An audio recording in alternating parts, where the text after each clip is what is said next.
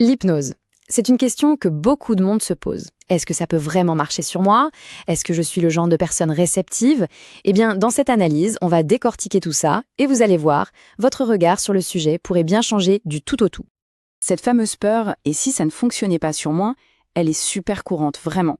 Mais la bonne nouvelle, c'est que la question elle-même, en fait, elle part d'une idée un peu faussée. Allez, on plonge dedans. On va commencer par déconstruire la plus grosse idée reçue, ce fameux mythe du tout ou rien.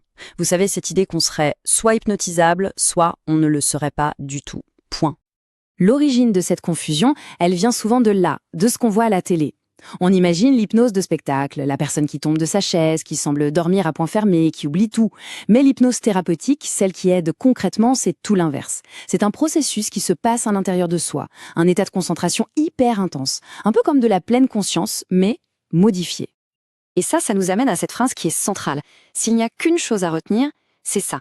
On n'a absolument pas besoin de tomber de sa chaise pour changer quelque chose dans son cerveau. L'efficacité, ça n'a rien, mais alors rien à voir avec le spectacle.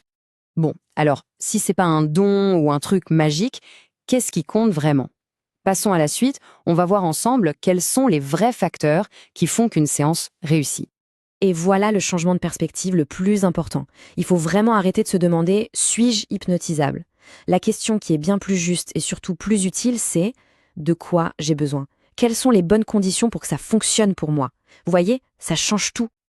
Et les ingrédients de ces fameuses bonnes conditions, ils sont finalement très simples. Il faut juste une petite capacité à se concentrer, même un court instant, accepter de jouer le jeu, de suivre une idée, avoir une vraie motivation, une envie que quelque chose bouge, une relation de confiance avec le praticien, c'est essentiel. Et puis, simplement, accepter de suivre des instructions intérieures. Rien de sorcier, on est d'accord. D'ailleurs, cet état, vous le connaissez déjà par cœur. Pensez à la dernière fois où vous étiez tellement absorbé par un bon film, un livre passionnant ou même un jeu vidéo que vous avez complètement oublié le monde autour. Eh bien voilà, c'est exactement ça, un état d'hyperconcentration. C'est un état tout à fait naturel, proche de l'hypnose. D'accord, mais alors, comment ça se fait que certaines personnes sortent d'une séance en se disant « bof, ça n'a pas marché sur moi ?» Abordons directement les raisons qui peuvent donner cette impression. Souvent, les blocages sont les mêmes. Parfois, on a des attentes un peu irréalistes. On s'attend à un truc de fou, un miracle.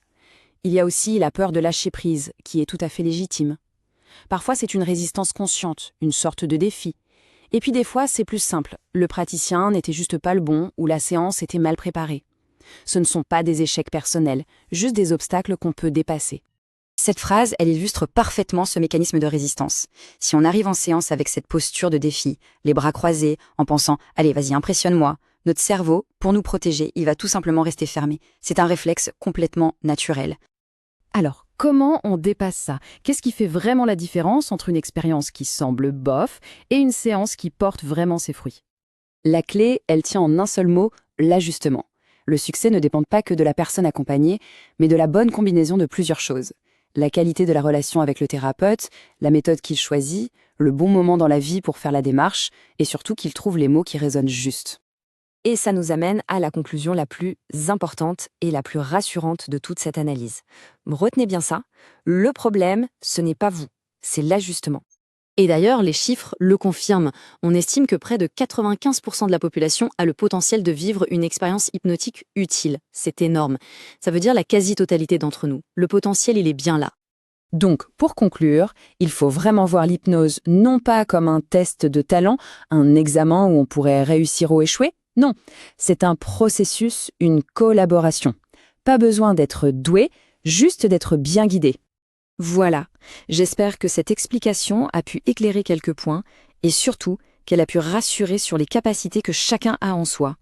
Si c'est le cas et que ça vous a plu, n'hésitez pas à laisser un petit like pour soutenir ce travail et bien sûr à vous abonner pour ne rien manquer des prochaines analyses. À très bientôt!